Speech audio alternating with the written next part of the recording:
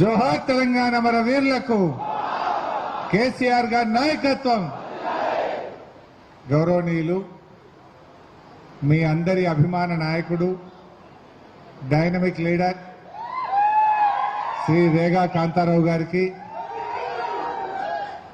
గౌరవ పార్లమెంట్ సభ్యులు సోదరిమణి ఇప్పటిదాకా అద్భుతంగా మాట్లాడినటువంటి మన కవితమ్మ గారు, గౌరవనీయులు మన రాజ్యసభ సభ్యులు ఖమ్మం జిల్లా ముద్దుబిడ్డ శ్రీ వడ్డిరాజు రవిచంద్ర గారు, గౌరవనీయులు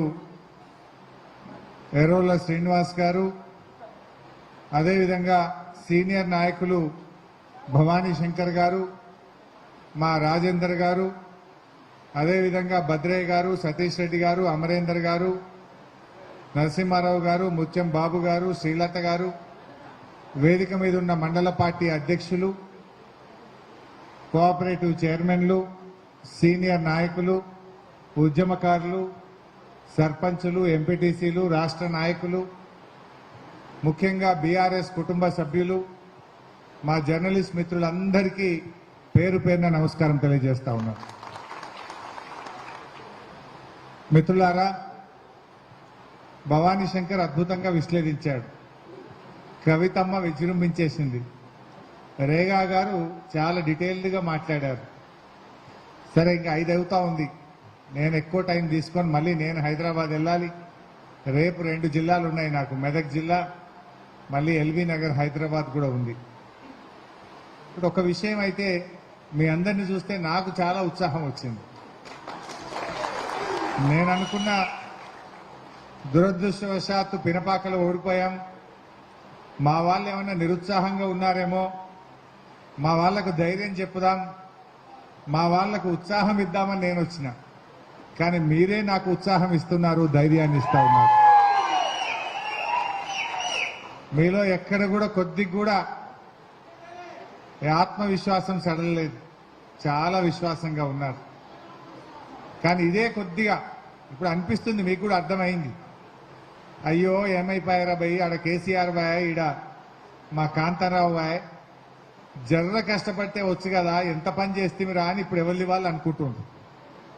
ఇప్పుడు అర్థమైంది దానికి. బట్ ఏది ఏమైనా బాధపడాల్సిన అవసరం లేదు. ఎమ్మెల్యే పోవచ్చు, రేపు ఎంపీని మనం ఖచ్చితంగా గెలిపించుకోవాల్సిన అవసరం ఉంది. మనకు ఒక ధైర్యం దొరుకుతుంది, ఒక ప్రోటోకాల్ దొరుకుతుంది.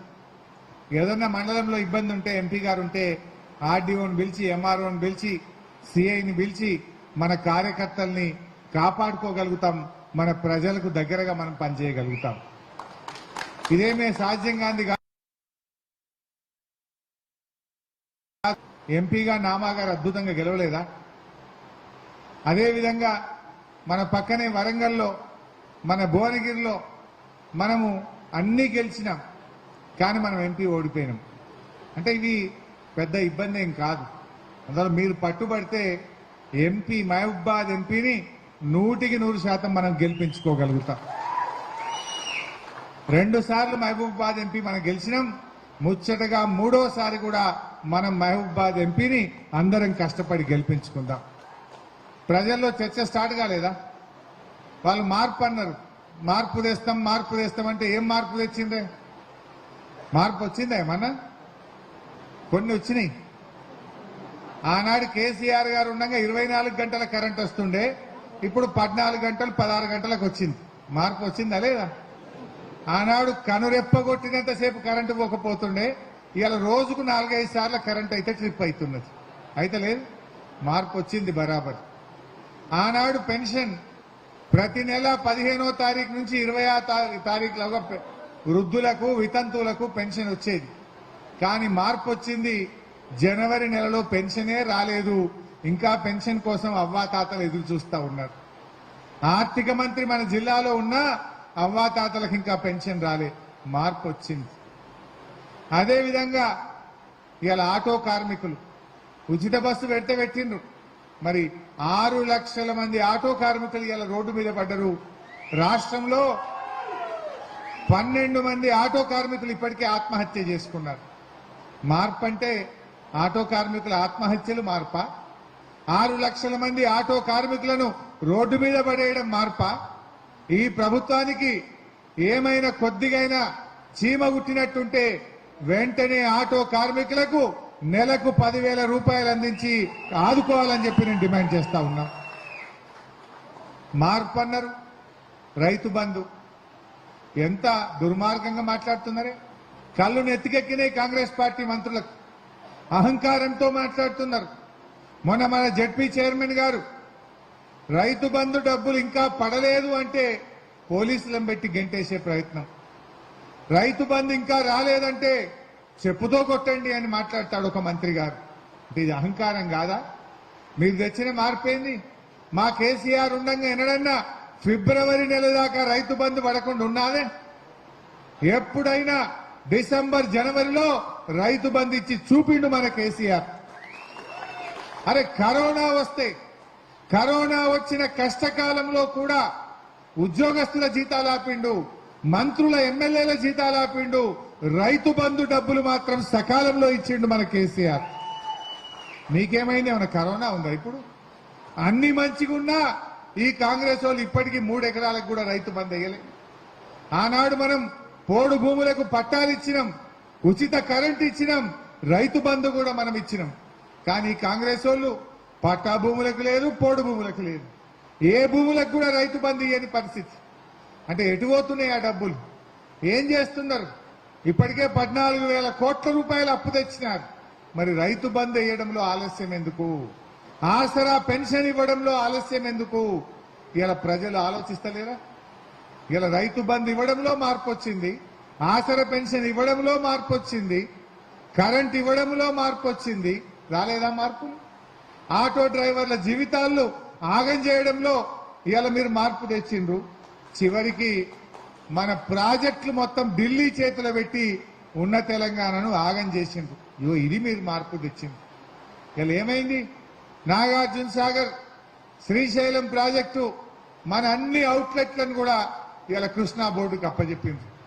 కేసీఆర్ గారు ఉన్నప్పుడు 10 ఏళ్లలో ఎంత ఒత్తిడి పెట్టినా కేసీఆర్ గారు ఒప్పుకోలే. ఒకటే అన్నాడు, మా నీటి వాటా 50% చేయండి, శ్రీశైలంను హైడల్ ప్రాజెక్టుగా గుర్తించండి, మా లెక్కేందో తేల్చినాకనే ఇస్తాం, అప్పటిదాకా ఇయ్యమన్నాడు కేసీఆర్. కానీ వీళ్ళు ఏం చేసిండ్రు? పోయిండ్రు, ఆయనతో రాసిచ్చేసిండ్రు. 2 నెలలు కాలే ప్రాజెక్టులు ఢిల్లీకి అప్పచెప్పిండ్రు. రేపు నాగార్జున సాగర్ ఎడమకాలకు నీళ్లు కావాలంటే పరేషాన్, మనకు మంచి నీళ్లు కావాలంటే పరేషాన్, కరెంటు కోసం ఇబ్బందులు పడతాం. ఇవాళ ఈ రకంగా రాష్ట్ర ప్రయోజనాలు కాపాడడంలో కూడా కాంగ్రెస్ పార్టీ పూర్తిగా ఫెయిల్ అయిపోయింది. మా రేగా కాంతారావు గారు ఇప్పుడే అన్నారు, కేసీఆర్ గారు ఎస్డిఎఫ్ కింద మీ గూడాలకు రోడ్లు ఇచ్చాడు, మీ గ్రామాలకు రోడ్లు ఇచ్చాడు, అనేక కమ్యూనిటీ హాళ్లు మీ మున్సిపాలిటీలకు ఎస్డిఎఫ్ కింద చాలా డబ్బులు తెచ్చారు. నాకు అర్థం కాలే ఈ కాంగ్రెస్ నీతి ఏందో. ఇప్పుడు గత ప్రభుత్వం డబ్బులు ఇచ్చింది, జీవోలు ఇచ్చింది, పనులు మంజూరు చేసింది. ఆ పనులు కొనసాగిస్తారా, రద్దు చేస్తారా? కొత్తగా గెలిచిన ఎమ్మెల్యే గారు, కొత్తగా గెలిచిన ప్రభుత్వం ఇంకా కొన్ని ఎక్కువ పైసలు తేవాలి, ఇంకా కొన్ని ఎక్కువ జీవోలు తెచ్చి ఎక్కువ పని చేసి ప్రజల మెప్పు పొందుతారా? తెచ్చిన పైసలను, తెచ్చిన పనులను రద్దు చేసి వెనక్కు పంపిస్తారా? ఇది పురోగమనమా, తిరోగమనమా? ఇలా ప్రజలు ఆలోచించరా? నేను మా కార్యకర్తలను కూడా కోరుతున్నా, మీ గూడానికి రోడ్డు శాంక్షన్ చేయించిండు రేగా, ఇలా అది క్యాన్సిల్ అయింది కదా, మీ గూడెంలో ఫ్లెక్సీ కట్టండి, ఇగో పలాని జీవో ద్వారా పలాని తారీఖు నాడు 1,28,00,000 మంజూరు చేయించే రేగా కాంతారావు. కొత్తగా గెలిచిన కాంగ్రెస్ ప్రభుత్వం ఈ పనిని రద్దు చేసింది, ప్రజలారా ఆలోచించండి అని ఒక ఫ్లెక్సీ కట్టండి. ఏ ఊరికి ఆ ఊరికి ఫ్లెక్సీ కట్టండి, ఆ పని దగ్గర ఫ్లెక్సీ కట్టండి. ప్రజల్లో చర్చ జరగదా? రేగా గారు తెచ్చిన డబ్బులు కొన్ని 100 కోట్ల రూపాయల పనులు ఇవాళ రద్దు చేసిండ్రు, డబ్బులన్నీ కూడా వెనక్కి తీసుకుంటున్నారు.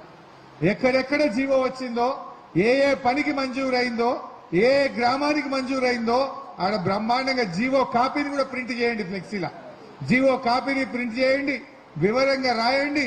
రద్దు చేసిన కాంగ్రెస్ ప్రజలారా ఆలోచించండి అని చర్చ పెట్టండి. ఎక్కువగా ప్రజలారా ఆలోచించండి. తెచ్చిన కాంతారావు, రద్దు చేసిన పాయం, ప్రజలారా ఆలోచించండి. అప్పుడు కుల్లం కుల్లా ఇక పాలేందో నీళ్ళేందో తెలుస్తుంది. పాయం ఏం చేయాలి? ఇంకా కొన్ని ఎక్కువ డబ్బులు తేవాలి, ఇంకా కొన్ని ఎక్కువ నిధులు తెచ్చి ఇవ రేగా 150 కోట్లు తెచ్చిండు, నేను 300 కరోడు తెచ్చినా అని చెప్పాలి. ఉన్న 150 వాపసు పంపితే గొప్పతనమా? 300 తెస్తే గొప్పతనమా? ఇది ఎక్కడి నీతి? ఇవాళ దీని మీద ప్రజల్లో చర్చ పెట్టండి. ఏ ఊరికి ఆ ఊరిలో చర్చ పెట్టండి, ఫ్లెక్సీలు కట్టండి, ప్రజలలో చర్చ పెట్టే ప్రయత్నం చేయండి. రేగా గారు నిజంగా ఒక మంచి నాయకుడు. ముఖ్యమంత్రి గారికి రేగా అంటే చాలా ఇష్టం. నేను ఆడ కూర్చొని ఉండేవాడిని. ఎప్పుడైనా మేము ఆడ కూర్చొని ఉంటే ఈయన కాగితం దేంగానే ఇగో హరీష్ రావు జీవో ఇచ్చాయి, ఇగో దయాకర్ రావు జీవో ఇచ్చేసాయి, ఇగో జగదీష్ రెడ్డి ఆర్డర్ ఇచ్చేసాయి, నిరంజన్ రెడ్డి వెంటనే చేసాయి అంటే ఆర్డర్లు ఇచ్చేటోడు. ఎందుకంటే ఆయన మీద, ఆయన పనితనం మీద కేసీఆర్ గారికి చాలా నమ్మకం ఉండేది. సరే, దురదృష్టవశాత్తు కొన్ని అబద్ధాలు, కొన్ని దుష్ప్రచారాలు ప్రజల్లోకి పోయినాయి. కానీ మెల్లమెల్లగా ఇప్పుడు ప్రజలకు అర్థమవుతున్నాయి కదా. ఏం చెప్పిండ్రే? ఇప్పుడు మనం అడగంగానే తొందరపడుతుండ్రు అంటుండ్రు. మేం తొందరపడతలేం, మీరే డేట్లు పెట్టి పేపర్లో ఫుల్ పేజ్ యాడ్ లేలే. ఎలక్షన్ ముందు జాబ్ క్యాలెండర్ అని అన్ని పత్రికల్లో ఫ్రంట్ పేజ్లో యాడ్ రాలే. ఈనాడులో, ఆంధ్రజ్యోతిలో, సాక్షిల అన్ని పేపర్లలో ఫ్రంట్ పేజ్ యాడ్ వేసిందా లేదా? ఏమని? ఇక ఫిబ్రవరి 1వ తారీఖు నాడు గ్రూప్ 1 ఉద్యోగాల నోటిఫికేషన్ అన్నారు. మరి ఫిబ్రవరి 1 నిన్ననే పోయింది. ఏది నోటిఫికేషన్? మీరు మభ్య పెట్టలేదా? ఇలా యాక్చువల్గా పోలీస్ స్టేషన్లో కాంగ్రెస్ పార్టీ మీద కేసు పెట్టాలి, చీటింగ్ కేసు పెట్టాలి వాళ్ళ మీద. ఇది చీటింగ్ కాదా? ఇది మీరు ఎన్నికల్లో ఏం చెప్పిండ్రు నిరుద్యోగ యువతకు? ఫిబ్రవరి 1వ తారీఖు నాడు ఉద్యోగాలకు నోటిఫికేషన్ ఇస్తామన్నారు. ఇవ్వకుండా మాట తప్పింది కదా. ఇది ఈజీ నాట్ ఏ చీటింగ్? అదే విధంగా మీరేమన్నారు? మా రేగా గారు చెప్పినట్టు 9వ తారీఖు నాడు 2 లక్షల రుణమాఫీ అన్నారు. మరి డిసెంబర్ 9, జనవరి 9, ఫిబ్రవరి 9 వచ్చినా ఇవాళకి సప్పుడు లేదు. ఇది అడిగితే తప్పట. ఇది అడగడం తప్ప? మీరు ఇచ్చిన మాటను గుర్తు చేయడం కోసమే ప్రజలు మమ్మల్ని ప్రతిపక్షంలో కూర్చోబెట్టారు.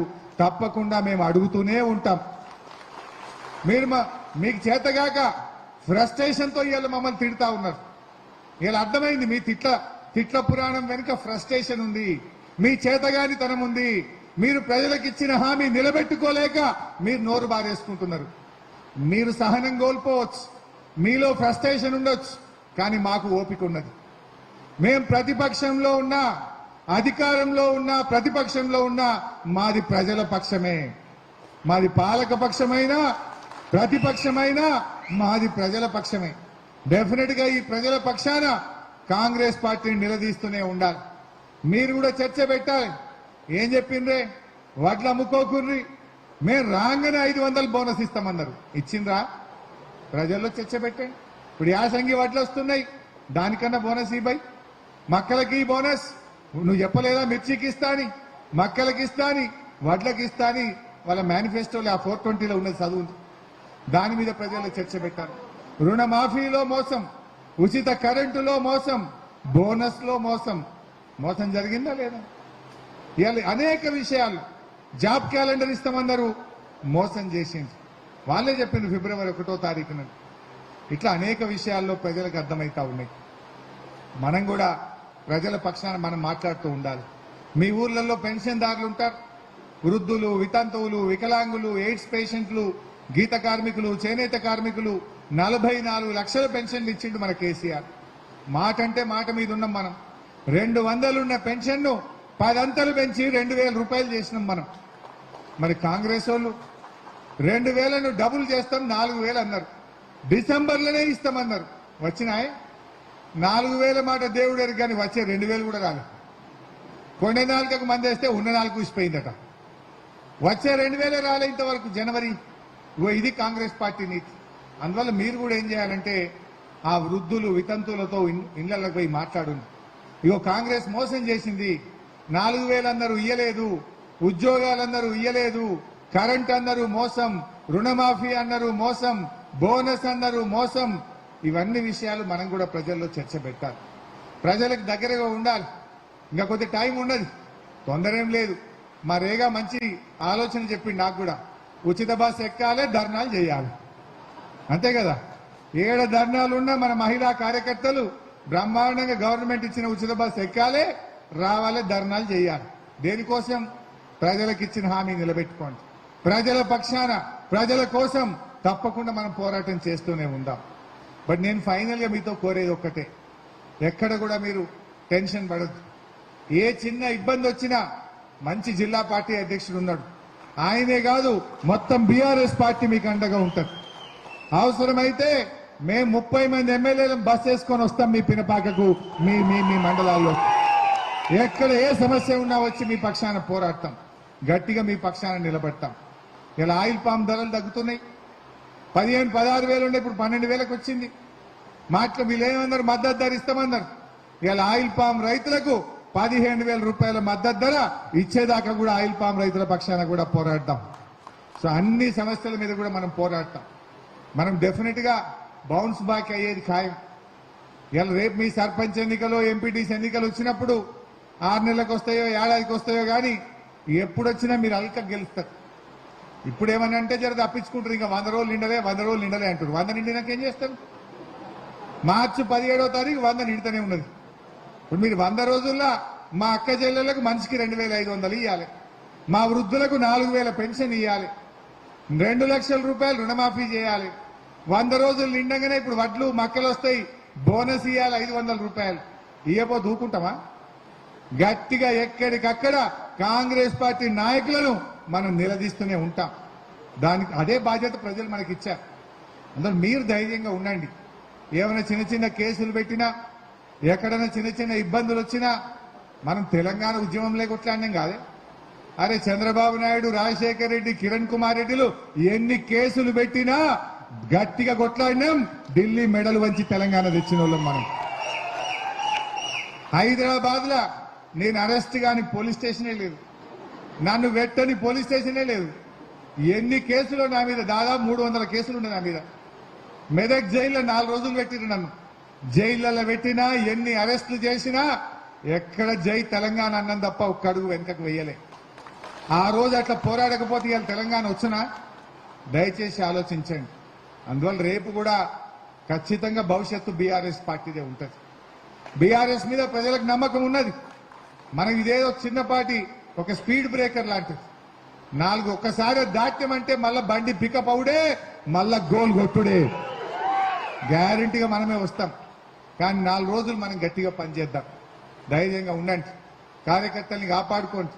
రేపు మీ స్థానిక సంస్థల ఎన్నికలు వచ్చినా మేము వచ్చి మీకోసం అన్ని రకాలుగా సహాయ సహకారాలు అందిస్తాం. నిలబడతాం మీకోసం గట్టిగా పనిచేస్తాం. కాంతారావులో ఎక్కడ కూడా ఆయన స్లో అయినట్టు కనబడతలేదు. నాకు ఇంకా స్పీడ్ పెరిగింది, కసి పెరిగింది ఆయన లోపల. ఆయన ఓడినా నా కార్యకర్తల్ని గెలిపిస్తా, నా ఎంపీని గెలిపిస్తా అనే పట్టుదల నేను ఈరోజు కాంతారావు గారిలో చూస్తా ఉన్నా. ఆ పట్టుదల మీ అందరిలో కూడా ఉండాలి. ఓ మంచి టీం వర్క్ చేద్దాం, కలిసి గట్టిగా ముందుకు సాగుదాం. అరే మొన్న మీ భట్టి గారు మీరు చూసింది అసెంబ్లీలో నిరుద్యోగ భృతి ఎప్పటి నుంచి ఇస్తావో అని అడిగినాం. ఏమంటాడు? నిరుద్యోగ భృత మేము 6 గ్యారెంటీలో చెప్పలే, మేము ఎక్కడ చెప్పలేదు అంటాడు. ఇంత పచ్చి అబద్ధం మాట్లాడిన అసెంబ్లీ సాక్షిగా. ఇవాళటి వరకు దాని మీద ఖండన లేదు. మాట్లాడుతున్నారు దాని మీద. స్వయంగా ప్రియాంక గాంధీ చెప్పింది ఏది నిరుద్యోగ భృతి ఇస్తామని చెప్పి. వాళ్ళ మేనిఫెస్టోలో మంచిగా రాసిండ్రు. కానీ భట్టి గారు నిండు అసెంబ్లీ సాక్షిగా ఆయన దాటవేసిండు. ఏ నిరుద్యోగ వృత్తి లేనే లేదని చేతులు ఎత్తిండు. అర్థమైతలేదు ఒక్కొక్కటి, వాళ్ళ కథ అర్థమైతలేదా ప్రజలకు? ఇంకా దుర్మార్గం. అరే మనము రిక్రూట్మెంట్ చేసిన స్టాఫ్ నర్సులను వాళ్ళ ఖాతాలు వేసుకుంటారు. అరే నోటిఫికేషన్ ఇచ్చింది మనము, పరీక్ష పెట్టింది మనము, ఫలితాలు ఇచ్చింది మనము, సర్టిఫికెట్లు వెరిఫికేషన్ చేసింది మనము, వెయిటేజ్ కరెక్టా కాదా అని వాళ్ళు నిజంగా ఉద్యోగం చేసిన కాడికి వీళ్ళు మీ దగ్గర పనిచేసిందా లేదా అని వెరిఫికేషన్ చేసింది మనము. ఆర్డర్ ఇచ్చే టైంకు ఆ ఎలక్షన్ కోడ్ వచ్చింది. మీరేమన్నా ఏం చేస్తారా? ఏమన్నా ఎగ్జామ్ పెట్టిరా, ఫలితాలు ఇస్తారా, వెరిఫికేషన్ చేస్తారా? వచ్చినాక కాగితం చేతిలో పెట్టి మేమే ఇచ్చినాం నౌకర్లు అంటారు.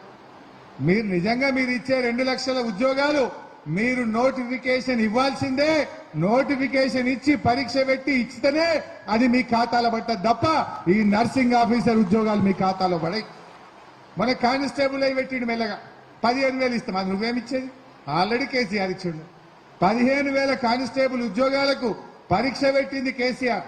ఫిజికల్ టెస్ట్ పెట్టినాం, రాత పరీక్ష పెట్టినాం, ఇంటర్వ్యూలు చేసినాం, రిజల్ట్స్ ఇచ్చినాం, ఆల్రెడీ ఉద్యోగాలు ఎవరెవరు సెలెక్ట్ అయినో కూడా లిస్టు పెట్టినాం. లిస్టు పెట్టడానికి ఎవరో హైకోర్టుకు పోయింది. కోర్టు కొద్ది రోజులు స్టే పెడితే ఆగింది. ఇప్పుడు స్టే ఎత్తేసింది కనుక వాళ్ళు ట్రైనింగ్ కు పోతారు. దాంట్లో నువ్వు ఇచ్చినట్టయితుంది ఆయన. కేసీఆర్ చేసినా నీ ఖాతాలు వేసుకుంటున్నావు. నువ్వు ఈ 2 లక్షలు 15,000 కానిస్టేబుల్ ఉద్యోగాలైనా 7,000 మా నర్సింగ్ ఆఫీసర్ ఉద్యోగాలైనా అది బీఆర్ఎస్ ఖాతాలు పడతాయి. అది బీఆర్ఎస్ పార్టీ ఇచ్చిన ఉద్యోగాలు తప్ప మీరు ఇచ్చినవి కావు. ఎప్పుడు నోటిఫికేషన్ వచ్చిందో తెలియదా? పరీక్ష ఎప్పుడు రాసిందో తెలియదా? ఫలితాలు రిజల్ట్ ఎప్పుడు వచ్చిందో తెలియదా? నువ్వు ఈ 15 రోజులే నువ్వు పరీక్ష పెట్టు ఉద్యోగం ఇచ్చినావు. ఇంత జూటా మాటలా? అన్ని విషయాలు కూడా ప్రజలకు అర్థమవుతున్నాయి. వీటిని మనం కూడా ప్రజల్లోకి తీసుకుపోవాలి. ఎందుకంటే అంబేద్కర్ గారు ఒక మాట అన్నారు, నిజాన్ని చర్చలో పెట్టకపోతే, నిజాన్ని ప్రచారంలో పెట్టకపోతే అబద్ధం రాజ్యమేలుతుంది. అబద్ధం రాజ్యమేలితే ఈ రాష్ట్రాలకు, దేశాలు, ఈ వ్యవస్థలు కుప్పకూలిపోతాయి, జాగ్రత్త అని అంబేద్కర్ గారు అన్నారు. మరి ఈరోజు మనం వాళ్ళలాగా అబద్ధాలు చెప్పాల్సిన అవసరం లేదు. మనం చేసిన పనిని, నిజాలను ప్రచారంలో పెట్టాల్సినటువంటి బాధ్యత ఇవాళ మన మీద ఉన్నది. నిజం నిలకడ మీద తెలుస్తుంది అన్నట్టు ఇప్పుడిప్పుడు ప్రజలకు అర్థమవుతుంది కేసీఆర్ ఏందో. మన తెలంగాణలో సామెత ఉంటుంది, నిజం గడప దాటక ముందే అబద్ధం ఊరంతా చుట్టేస్తుందట. మన పని గట్లే అయింది. మన రేగా గారు చేసిన పని, మన కేసీఆర్ గారు చేసిన పని, మన మంచి పనులనేమో మనం ప్రచారం పెట్టలేదు. వాళ్ళు చేసిన జూటా మాటలు మాత్రం జనం ఆ సోషల్ మీడియాలో చూసి కొంత నిజమని నమ్మునేటువంటి పరిస్థితి ఉంది. బట్ ఫైనల్ గా అంతిమంగా న్యాయమే గెలుస్తుంది, ధర్మమే నిలబడుతుంది, నిజమే నిలబడుతుంది. ఖచ్చితంగా బీఆర్ఎస్ మంచి పనులు ప్రజలు గుర్తిస్తారు, ప్రజలే మనల్ని కాపాడుకుంటారు. దురదృష్టం ఏంటంటే ఈ గవర్నమెంట్ ఆనాడు ప్రతిపక్షంలో అబద్ధాలు ఆడారు, ఇలా ప్రభుత్వంలో కూడా అబద్ధాలు ఆడుతున్నారు. నేనేమంటున్నా అంటే, సరే ప్రతిపక్షంలో ఉన్నప్పుడు అంటే మీరు గవర్నమెంట్లకు రావాలని అబద్ధాలు ఆడిందంటే దాన్ని అర్థం చేసుకోగలుగుతాం. కనీసం పాలనలోనైనా నిజాయితీని చూపండి, పాలనలోనైనా నిజాయితీగా చేయండి, చరిత్రహీనులుగా మిగలకండి. పాలనలోనైనా సత్యాలు మాట్లాడి ప్రజలకు మంచి పని చేసే ప్రయత్నం చేయాలని హితవు పలుకుతూ